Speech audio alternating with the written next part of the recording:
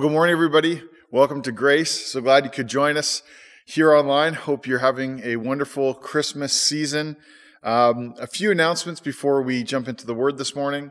First, next week, so next Sunday, we are hosting or having a kids' video. It'll be live online here at this time as well, followed by a short preach. But I wanted to let you know it's coming in case you want to be live.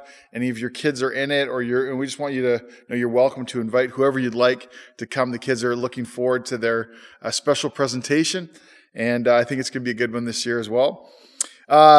Second is that we are caroling tonight. So 4 p.m. here at the church, we're going to be caroling and picking up food through the neighborhood as donations to the food bank.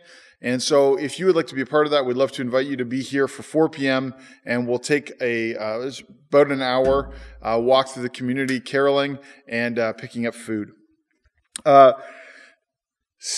Thirdly, is that we are hosting Christmas Eve service here, and we will not be doing a Christmas Day service this year. We don't normally do that, but Christmas Day service is a Sunday this year. And so what we're going to do is just stick with our Christmas Eve service, 5 p.m. It's all in one shot, single service this year. So we're inviting you to be a part of it. You don't need to register, just simply need to show up. It's a candlelight service. It's always under an hour, and it's in and out because we know people are moving and getting to different places for Christmas Eve. But we're so excited to celebrate with you. The band is prepping, getting all of our carols and candles ready. So please, if you think of anybody that would appreciate that and want to come and hang out with us, that'd be great. We'd love for you to invite them, and of course for yourself to know you're invited as well. And then lastly, we are doing a community meal the December 30th, which is a Friday night, 6 p.m. If you would like to be a part of that in terms of helping prepare, please let Kent know or Megan, and you can their emails are on the website. As well, you can also just attend. We're cooking a turkey dinner, and so we'd love for you to be a part of it. If you want to come, bring some friends, and hang out for the evening, we'd love for you to be here 6 p.m. on Friday the 30th, the day before New Year's Eve. Awesome. Well, we also are not doing, we are doing a New Year's Eve service, a New Year's Day service, but not a New Year's Eve service. So we will be meeting Sunday morning here, regular time, 10 o'clock. And what we're going to do is a time of worship, followed by a dessert and coffee time. So it'll be a bit of a shorter service, and we'll have an extended time of fellowship as we bring in the new year and celebrate together. So I want you to know you're invited to that as well. Awesome. Well, why don't we take a moment, pray, and ask God to meet us as we open the Word and think about what this season is all about. So God, we bless you this morning. Lord, we're indebted to you for everything in our lives. God, we ask that our lives would be worship and love and honor to you, God. We ask that, Lord, this morning as we open your word and consider all of your thoughts, Lord, that you'd speak to us by your Spirit. We so need you. And so we ask, God, for you to speak. In your name, Jesus. Amen. Well, this morning we are starting a short 3-week series for Advent called Arrival Time. And we called it Arrival Time because that's really the meaning of the word Advent. It means coming or the arrival, which is the season or the time of arrival.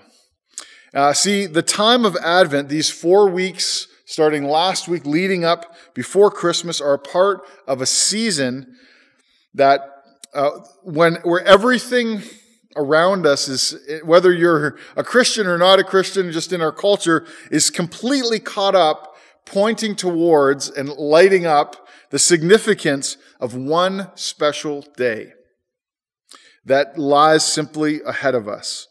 And it takes, in our culture, at least 4 weeks to properly ramp up to the arrival of this singular day. Maybe 2 months, post Remembrance Day, we're ready to go. And though we refer to this time that we're in right now broadly as the Christmas season, it's not actually Christmas at all. It's actually the season of Advent, which is the season of arrival, the season of preparation and anticipation for all of what Christmas will bring. Now, if you know anything about people who love, and there are those of us who love the Christmas season, as we're calling it, the Christmas season, it's not simply about the wonder of that singular day. The reason they love it is because of the lead up, the preparation, the lights, the trees, the smells, the sounds, the anticipation, the surprise, the joy of boundless expectation, and somehow the hope of what the day carries, what it means.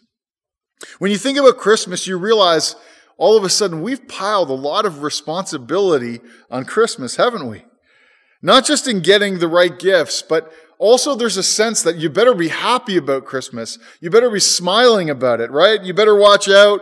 You better not cry. You better not pout. I'm telling you why. And we even have phrases for it. So we say it's the most wonderful time of the year. And we say, it's just that Christmas spirit's in the air. But ultimately, one of the main reasons people love this season is because Advent takes the joy of the one day and turns it into this extended time of wonder. It says if you're going to celebrate, you better be ready for this day because something happens when it comes. It's the same rationale for why I always celebrate a birth week and not a birthday. Because you can't just properly celebrate someone with a day. So if you're watching this morning, turn to someone beside you, or maybe say it to yourself if you're watching by yourself, and say, you deserve a week. See, a day is not enough for me. A day is not enough for my kids and my wife. We need weeks, maybe months, I don't know. People are special. And I think that's important. And I think Christmas reminds us of that.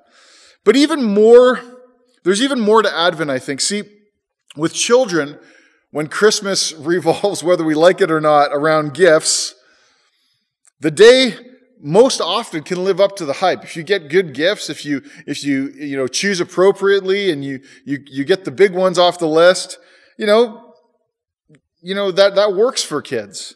But as we grow, as we grow older, we realize that the things that we're all really hoping for from life, the longings that we all carry within us and feel so deeply in our hearts if we let ourselves, for our families and for ourselves and for the world, those things can't be bought with money, can they?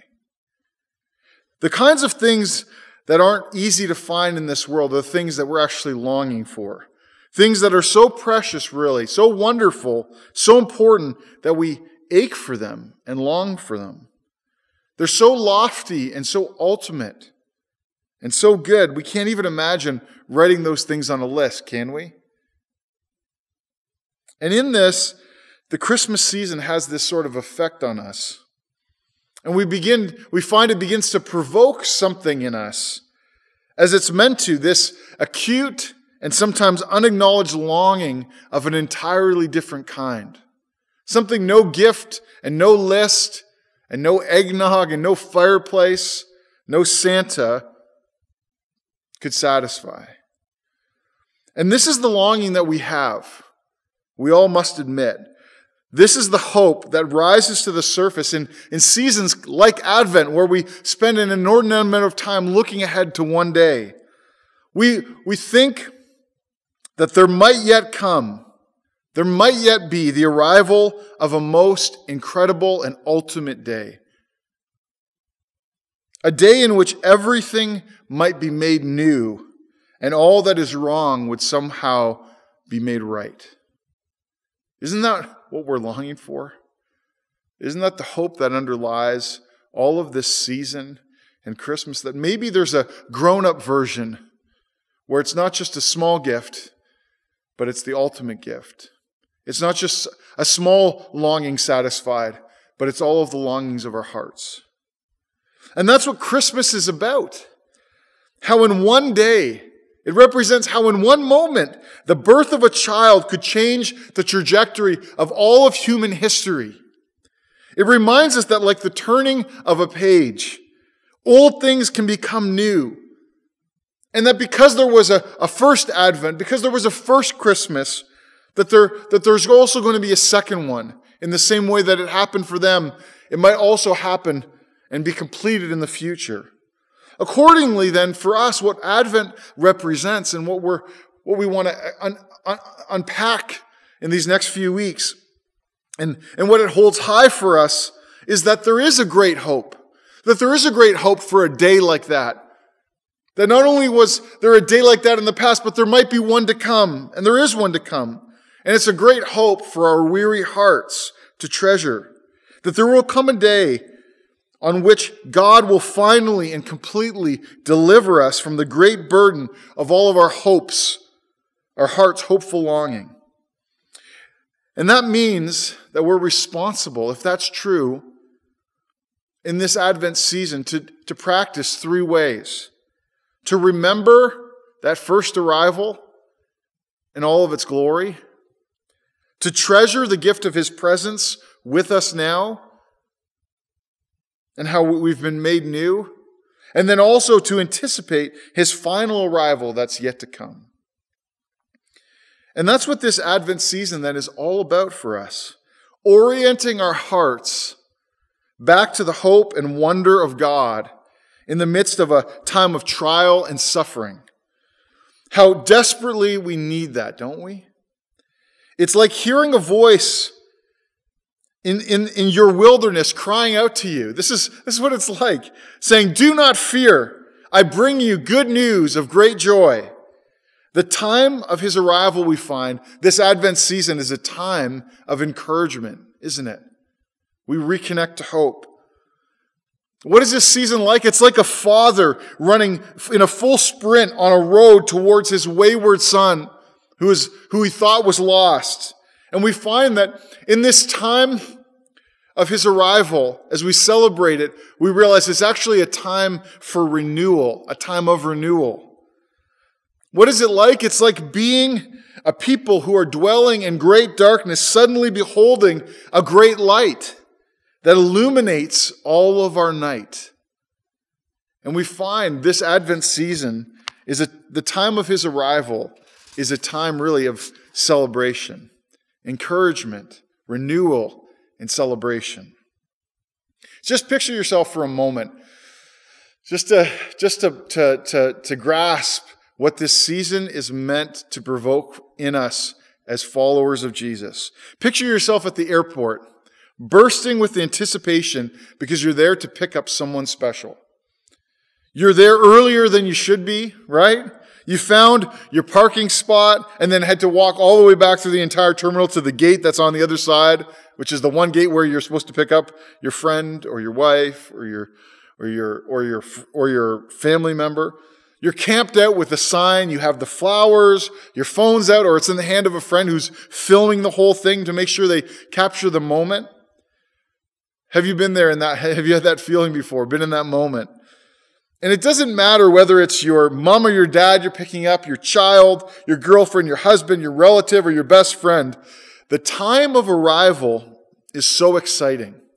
It's so awesome. And it doesn't just happen when they walk through the gate and you see them. Think about being in that state of mind and how you anticipate their arrival. They're coming in just a few short days. It's like a countdown. And we want to be ready for them. And I'm anticipating seeing them. I want to look my best for them. They're returning home and finally I just can't wait to hold them again. They're almost here, and when they come, I know that things will finally feel complete or feel right or feel normal again. You've had that feeling, that longing of anticipation? They're on their way, and I can't wait to renew all of our favorite traditions and routines, to go to the places we go to and do the things that we do together. And if you can imagine that, it's exactly what we're going to try and do for the next few weeks together, what I encourage you to set your heart to. We're going to let this anticipation build as we consider the arrival of God. We're going to orient our hearts to Him and let the good news sink in by the power of the Spirit. That's what I'm praying for this morning. You just let that good news be trumpeted and declared within your own heart by the Spirit. We're going to talk about what this time of arrival really means for us. And today we're going to focus on how the time of arrival is a time for encouragement. So let's read together a passage.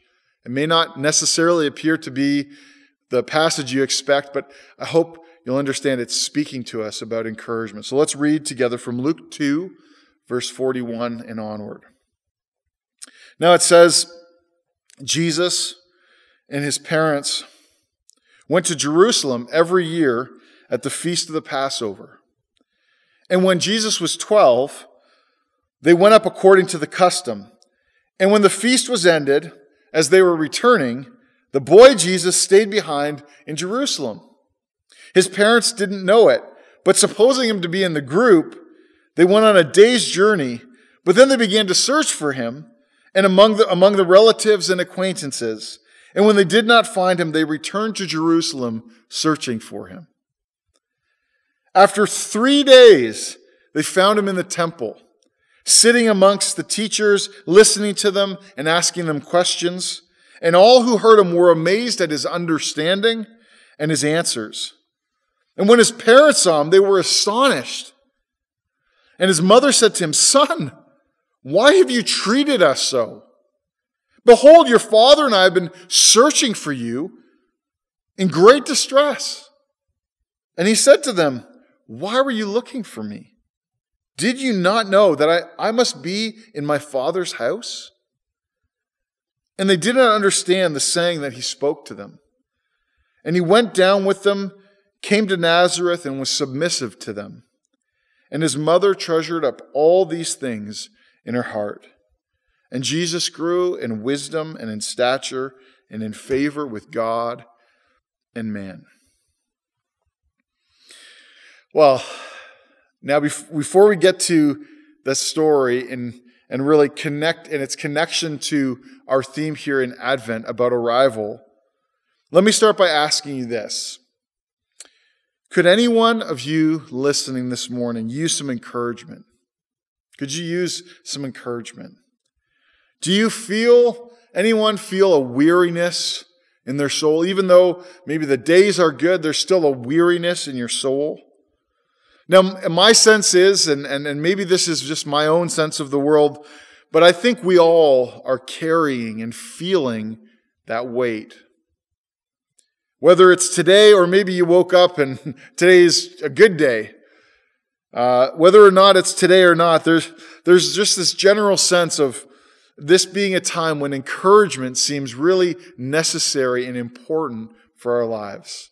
I know that I can't live without the encouragement of God in my friends and family. And I think it's appropriate right now. Now, by encouragement, here's what I mean. So I want you to think about that. I don't mean token compliments or empty truisms. I mean, those are fine. It's token compliments. Hey, you look great today. And maybe that's really encouraging. Or maybe someone just says, hey, it's all going to work out. You know, that might sound fine. It might be encouraging to say. But that's not really what I mean by just encouragement. I'm talking about something bigger. When I say encouragement, I want us to think about that longing that we have to find and be able to reconnect to hope and to courage and to purpose in your heart. Encouragement is connecting to hope and courage and purpose in your heart. And that encouragement, this is how you know what I'm talking about, is that when you receive it, whatever situation or trial or problem that you're facing, you feel after hearing those words of encouragement or that presence of someone with you, that you feel empowered to rise up and go again. You get knocked down and you are able to stand up again. Encouragement has the ability to empower us and cause us to rise up. It is that most valuable and rare commodity we suddenly realize that we have somehow lost or squandered, but we need to find again. How many of you found you've been in that place where you've been knocked down or you go through something and you realize your resilience and your vision for the future seem dull? You can't do the things you used to do with the same vibrancy and longing, and you don't have the same hope. I'm talking to you this morning, if you understand. If that resonates, then what I want us to consider, or ask you to consider, is what do you do when you feel that deficit in your soul? How do you find real encouragement when you need it? At that moment, you don't need someone just to turn to you and say, hey, listen, man, you look awesome today. Great shirt. Or, hey, it's all going to work out. Because you know those things they're not leading you back to life. They kind of bounce off you, especially when you're in turmoil or in trouble or in pain. So what do you do when you feel alone or discouraged or let down, or maybe when you feel like you failed? Or to put it another way, what do you do when you see that deficit in other people? Maybe it's your friends or your husband or your wife or your kids. What do you do when you see, you watch them being knocked down? How can you help them to be truly encouraged? I can't tell you how many times a week these two issues run, kind of parallel in my life and through my mind. I realize I'm not doing well right now. I feel maybe crushed or hurt or hopeless or stupid, or I feel defeated and I need help. And I'm wondering, how can I get encouragement right now? Or I look at the friends and family that I love around me and I see them with their heads barely above the water. Or I see their heads hung and their shoulders stooped, and everything within me is looking around wondering, what do I have to share with them today that would matter to them, that would make a difference, that would fill them, not just with empty words or with compliments or with truisms, but with life. I want to give that to others. I want to bless them. And what I want to suggest is that this story that we just read, is as funny as it sounds, is actually an answer to that very question. Because it's all about, the story we read, is all about how and where we can find not only that kind of deep encouragement that we need, but how we can give it away to others. How we can encourage one another. And so just stick with me, and I want to try and explain how that story is actually rooted in that idea. See, it's easy to read this passage, the story, and relate to it as, a parent. How many times you read the story? Oh yeah, I remember the time that I lost my kids in the grocery store. What a disaster that was, right? Or, Mrs. Jones, can you please come to the front of the store, to the cash? Johnny is here and looking for you, right?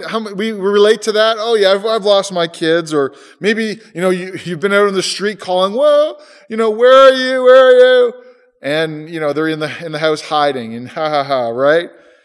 Lost my kids. And, poor Mary and Joseph, it seems almost like a cute little story about losing Jesus as a child.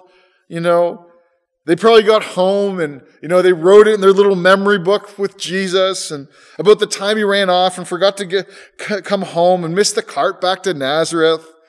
Oh, let's pull that out at Christmas and we'll read it together. Oh, what a great memory that was. But the more you look at the story, you realize this is not a story about losing a child. It's a story about how we find our way back to God in our darkest moments. See, when we look at the shape of the story, we see Jesus isn't as lost as Mary imagines. Actually, we find in the story he's safe and at rest in his Father's house. Nor is Jesus disobediently hiding from them or being a bad boy. He's just not where Mary assumes or expects to find him. And then after 3 days, when she does find him, what happens? We discover Jesus isn't going to get blamed, allow himself to be blamed for his actions.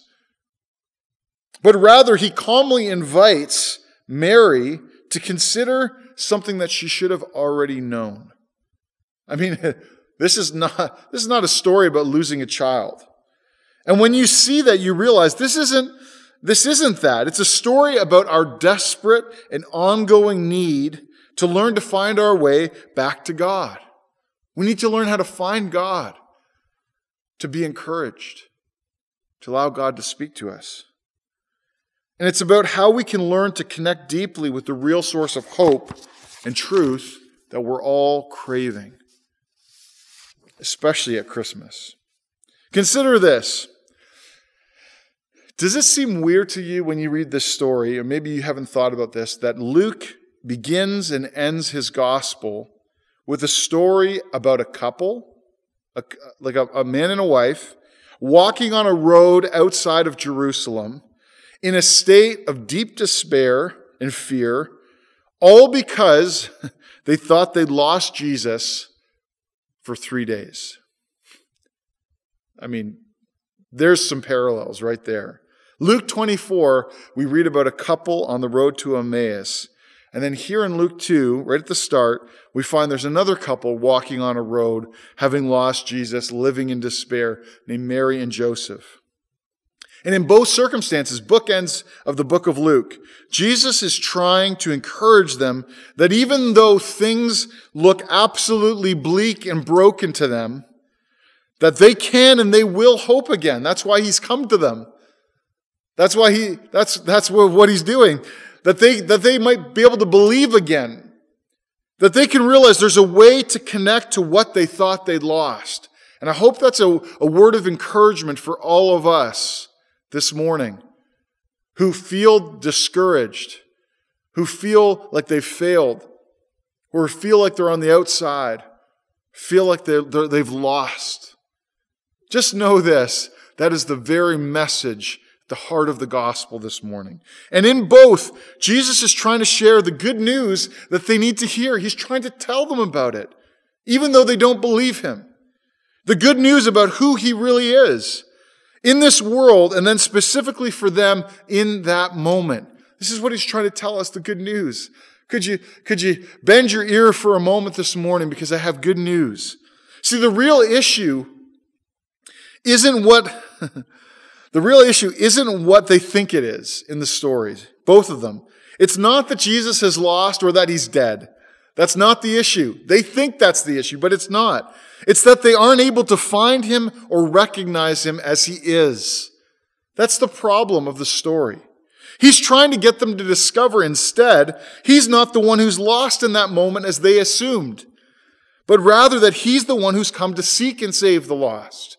I feel like I've lost something. No, Jesus has come to save me because I'm lost. He's not the one who needs to be made aware of how hopeless things are on the road to Emmaus, but rather they needed to be alerted to the great and boundless hope that walks incarnate beside them.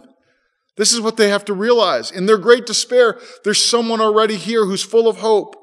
And I'm praying that the Holy Spirit would just allow and speak to your heart this morning that truth. That you may feel like things are lost, but know there's one beside you. So what can we learn from this?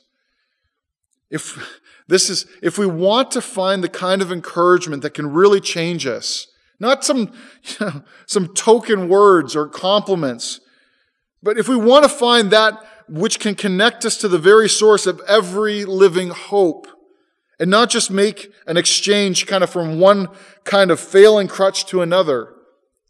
I don't want to just move from kind of relying on this to relying on that.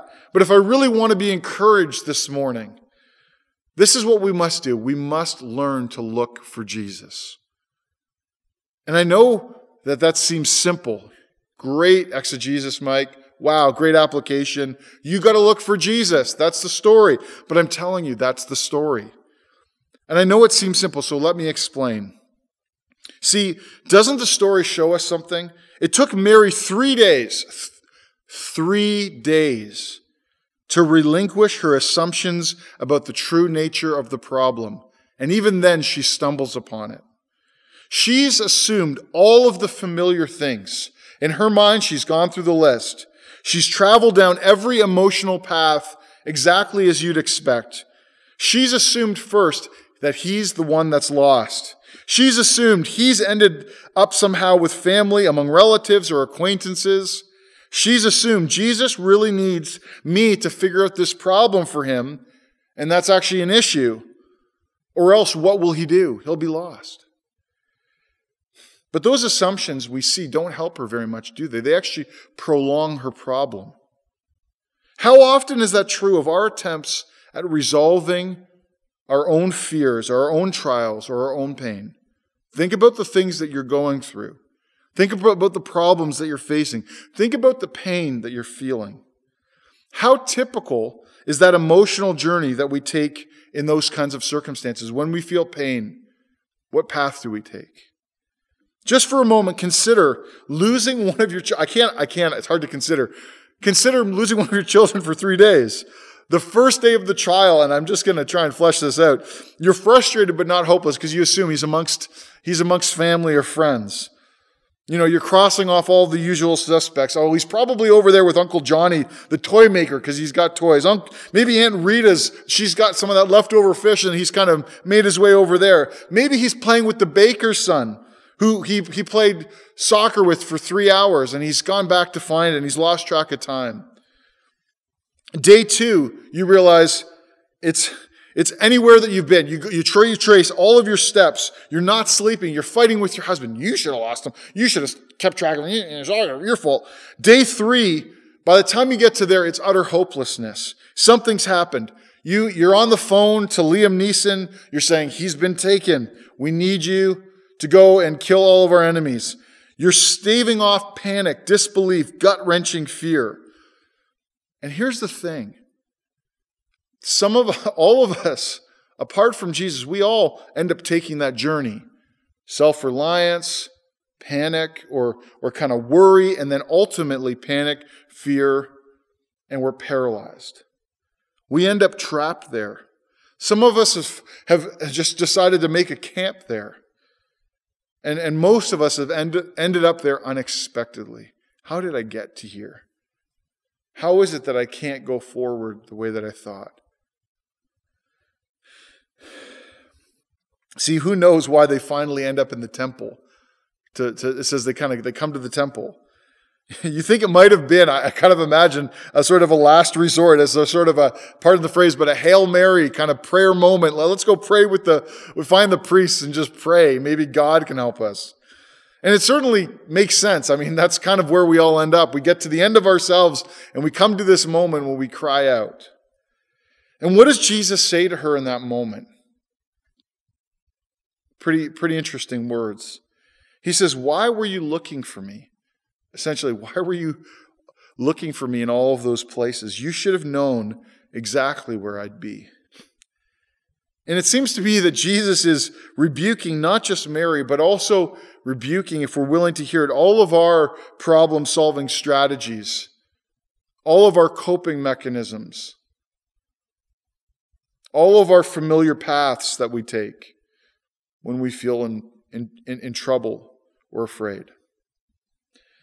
How many of us, as we're going through a trial, as we're looking at our dwindling bank account, or we don't know what to do, or we feel flummoxed to know what to do with our children, we're afraid of the future because the world seems like it's crumbling. How many of us default in that moment, like Mary, to the familiar? We're so certain we know what to do. I'll just check. He's probably here with some friends. It's obvious. I know what to do. We're so certain. Or maybe we're not just so certain, we're just so stubborn that we end up doing and giving into the same things over and over again. We keep going to the same place. And we even defend our choices, declaring, insisting in our wisdom that, hey, listen, I'm looking for Jesus right now. I'm trying to work through this problem. I'm trying. What else does God want from me? We're working hard, aren't we here, God? And yet you wonder in this story if it's telling us maybe we aren't doing what we think what we're actually doing. Are we actually looking for Jesus when we default to familiar crutches of anger and fear and hopelessness and independence or pride? Are we actually really walking with God in those moments? Or do we realize we're a day away down the path and He's not with us? Because we won't find Him that way, it seems. I'm looking for Jesus, but I'm not looking in any of the right places. If this isn't honestly the most crushing sermon to try and have to preach right now for me. But as I've been reading through this and thinking about it, I can't escape asking myself and asking us together, are we really looking for Jesus when we're in our time of despair? When we allow our focus to remain on our needs and our safety and our preference the whole way rather than His. See, isn't that most of our problem solving? Is we're trying to figure out this problem in light of the things that we want, in light of the safety or comfort we're looking for, and in light of us getting our way. And then we get angry with God when we can't find Him, why He's not helping us. We so often, in those places, make problems worse when we simply deny the wisdom of Jesus. Mary comes then. She finally sees Him. God help me, she says. She walks in the door, and there He is. And she comes at Jesus. She says, hey, listen, we have been searching and stressing like crazy. God, you don't know what I've been through. What is your problem? Don't you care about us? Doesn't this matter to you? Now, if this story was about losing a child, you'd expect an apology here. Jesus, I'm so sorry. I lost track of the time. I've been a bad boy. But it's not, and we don't get an apology, do we? Instead, rather, Jesus looks at Mary, and we find that she's corrected. Gently and graciously, of course, though Jesus gives no ground, does He? It's a pretty astounding story. She doesn't understand and can't understand at first how much He cares because she doesn't understand who He is. He's not the Savior of the world. He's not the hope of humanity. He's her child. And like us, she doesn't realize Jesus will not be confined to our expectations, to our boxes, and to our assumptions. For Mary, she must realize, just like we must, that she must realize He's not a boy anymore. We have to realize Jesus isn't the way, He's not here to serve us. It says specifically He's 12, which means, He's become a man in Jewish tradition. He's not the same anymore, Mary. In fact, He says this, He says, I must be in my Father's house.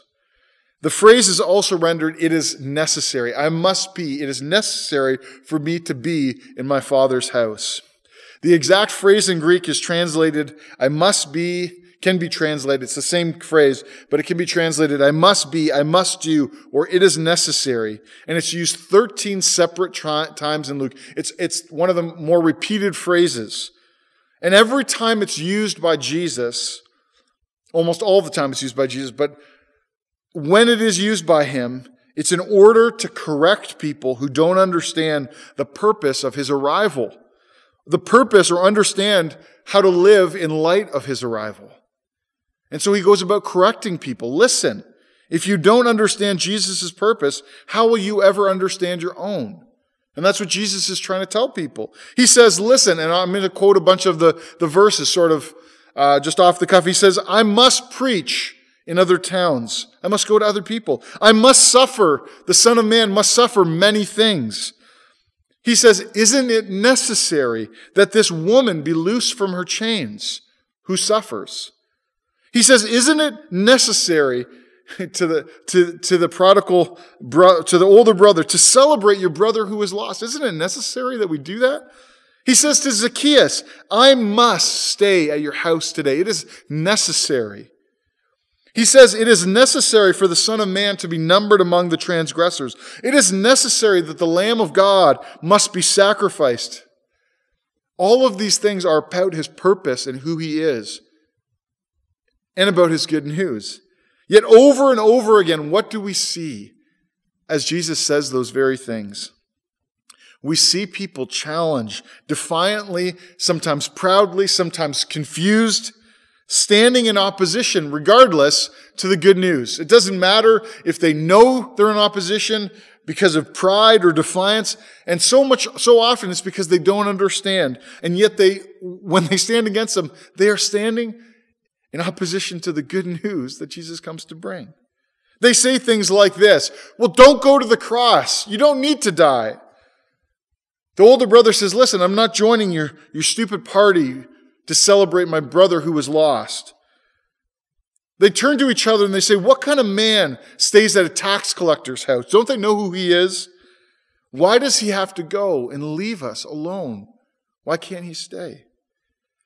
And yet, imagine, each of these objections stand against Jesus as he sets out to fulfill his purpose. They stand against his desire to break open the bonds that hold people back. Why would you want to do that? They stand against his loving and grace, his love and grace transforming people who need it most. And imagine the irony of being someone who so desperately forcefully rejects the very one who speaks the words of life that you so need and desire, who objects the very words that have the power to raise you out of that trial out of death into life. The words of encouragement are in his mouth.